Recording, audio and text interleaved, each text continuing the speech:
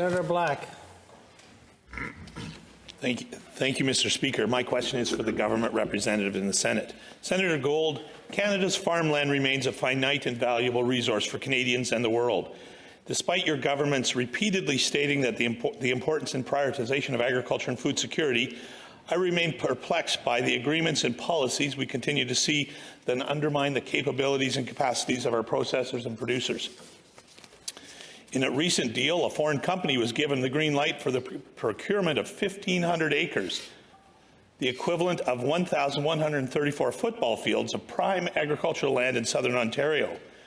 Around this deal, $700 million from Ottawa to build the plant, along with $500 million from the Ontario government, plus $13 billion. $13 billion in federal subsidies for this gigafactory.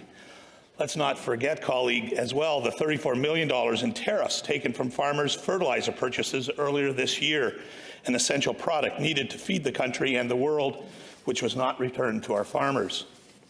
While the province retains jurisdiction of land use planning, governments at all levels have permitted the land that grows our food to be swallowed up by urban sprawl, damaging valuable soils, reducing our food production capacities, all while subsidizing this destruction and financially limiting those who put food on our tables.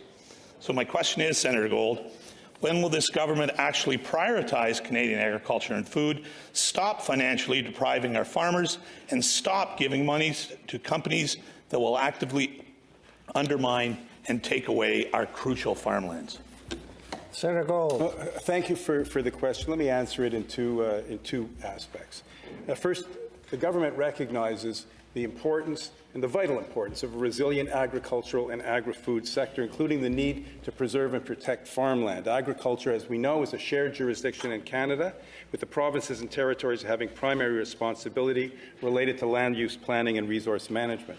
But through the development of the Sustainable Agricultural Strategy, Agriculture and Agri-Food Canada will continue to work with industry, with provinces and with territories to explore opportunities to improve the resiliency of the agriculture and agri-food sector.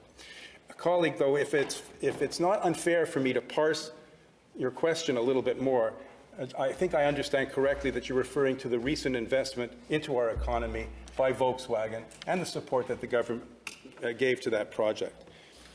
Look, there are a lot of factors that a government must consider when appraising these kinds of investments. As